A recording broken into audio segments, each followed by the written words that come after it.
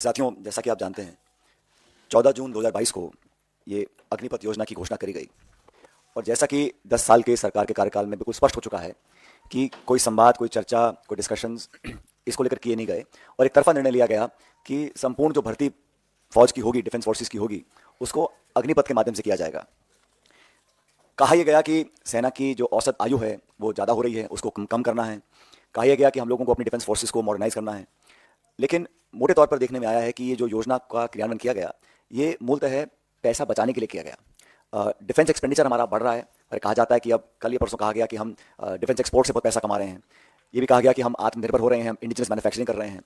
अगर हमारे defence department को इतनी आमदनी हो रही है और हम लोग इतने सक्षम हो रहे हैं, तो सबसे ज़्यादा महत्वपूर्ण ये होगा कि हमारे जो शौर्यवीर सैनिक हैं, उनके जीवन के लिए, उनकी भर्ती के लिए, उनकी नौकरी, पेंशन, परिवार की सुख सुविधाओं के लिए हम लोग संसाधन को जाहिर करें। ये अग्निवीर जो बनने जा रहे हैं, इसका विरोध करने के लिए कांग्रेस पार्टी ने, जब ये योजना लॉन्च हुई उसी समय से हम लोगों ने विरोध किया था, क्योंकि हमें लगा कि ये 4 साल की नौकरी देने के बाद सिर्फ 25% लोगों को स्थायी रूप से फौज में भर्ती किया जाएगा और बाकी 75% लोगों को रिलीज कर दिया जाएगा।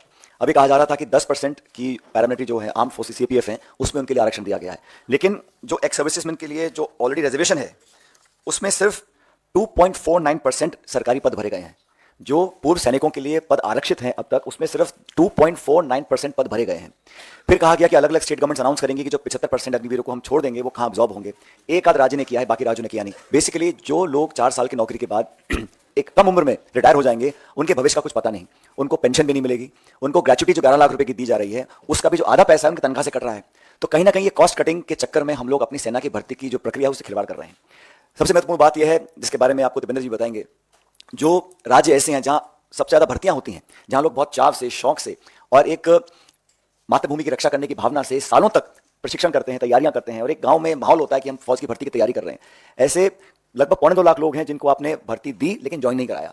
उन्होंने बहुत लंबे समय से वो धरना देने, अपनी मांग को रख रहे हैं।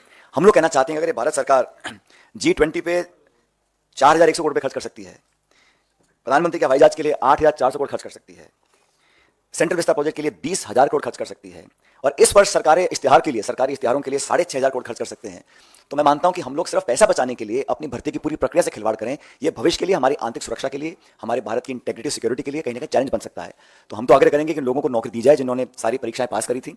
लेकिन अग्निवीर के माध्यम से, अग्निपथ योजना के माध्यम से जो बहुत बड़ा खिलवाड़ हो रहा है, देखिए भारत की जो सेना है उसके शौर्य को, उसके पराक्रम को, उसकी मेहनत और जाबाजी जो हमारे सैनिकों के पास है, उसका कोई सानी नहीं है। We are one of the finest fighting forces in the world. Our armies and our defense forces are second to none. But their valor, their strength, and their dedication to the nation should be regarded and respected for future generations. And we all feel that by compromising on the process of recruitment of the armed forces, it may not argue well for our future and for the families of those people who have willingly dedicated their lives to the service of the nation. तो मुझे लगता है कि ये सरकार ने बहुत जल्दबाजी में किया है। हम लोग इसका विरोध करते हैं और अभी जो राष्ट्रीय अध्यक्ष खड़गे जी हैं, मल्लिकार्जुन खड़गे साहब, उन्होंने राष्ट्रपति जी को चिट्ठी लिखी है जिसके बारे में आपको अभी बताया जाएगा। लेकिन हमें मानते हैं कि जो भर्ती की प्रक्रिया है उसको बहुत गैर जिम्मेदाराना तरीके से इस सरकार ने डील किया है और खुद जो सेना के अध्यक्ष रह चुके हैं, बड़े बड़े पदों पर रह चुके हैं, उन कई लोगों ने इस पर अपनी आपत्ति जाहिर करी है। तो कांग्रेस पार्टी उन नौजवानों के साथ है जो भविष्य में सेना के अंदर अपना भविष्य देखते हैं, उन सब लोगों के साथ हैं जो हमारी वर्दी पहनकर सरहदों पर खड़े होकर देश की रक्षा करते हैं। लेकिन भारत सरकार को इस प्रकार की स्कीम नहीं लानी चाहिए थी। हम इसके विरोध में हैं और सबसे पहले हमारी मांग ये रहेगी कि जिन लगभग 2.25 लाख लोग ऐसे हैं जिन्होंने सारी परीक्षाएं पास करी थी, उनको सरकार ने अभी तक ज्वाइन नहीं कराया है। लेटर के बारे में आपको अभी दीपेंद्र जी और पवन जी बताएंगे। दूसरा, कोविड के दौरान और उससे पहले कई भर्तियां ऐसी थी जो पूरी हो चुकी थी, पूर्ण फौज की भर्तियां। 1.5 लाख नौजवानों को फौज में भर्ती किया गया था, उनका फिजिकल, सारी वेरिफिकेशन टेस्ट सब कुछ पूरा हो चुका था, ज्वाइनिंग शेष बाकी थी। लेकिन जब ये अग्निपथ योजना आई तो वो 1.5 लाख जो पक्की भर्ती में सरकार द्वारा चयनित नौजवान थे, उनकी ज्वाइनिंग पे प्रश्न चिन्ह लग गया। आज तक वो दर दर की ठोकरें खा रहे हैं। जंतर मंतर पे धरना बहुत लंबे समय से चल रहा है, मैं स्वयं कई बार उस धरने में गया हूँ। 1.5 लाख ऐसे बच्चे हैं। ये हमारे कांग्रेस पार्टी के पूर्व अध्यक्ष राहुल गांधी जी से मिले और राहुल गांधी जी ने तुरंत इनकी बात को अच्छी तरीके से उठाने का काम किया और कांग्रेस पार्टी तभी से हम इनकी बात को देश की सरकार के सामने हम लोग रख रहे हैं। आज जैसा कि अभी बताया था सचिन जी ने, ये लेटर हमारे कांग्रेस के अध्यक्ष श्री मल्लिकार्जुन खड़गे जी ने ये लेटर राष्ट्रपति जी, महामहिम राष्ट्रपति जी के नाम, और उनसे ये आग्रह कि इन 1.5 लाख चयनित फौजियों को, आपकी सरकार और आपकी फौज द्वारा चयनित फौजियों को ज्वाइनिंग मिले, और हम इनके संघर्ष में इनके साथ हैं, और जब तक इनकी ज्वाइनिंग नहीं होगी ये लड़ाई हम लड़ने का काम करेंगे।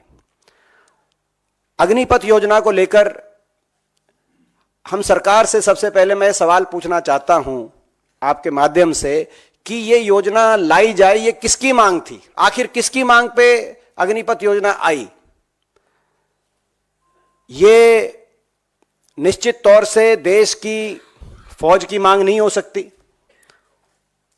क्योंकि ये देश की फौज, देश का एकमात्र ऐसा संस्थान जिस पे हर देशवासी को गर्व है।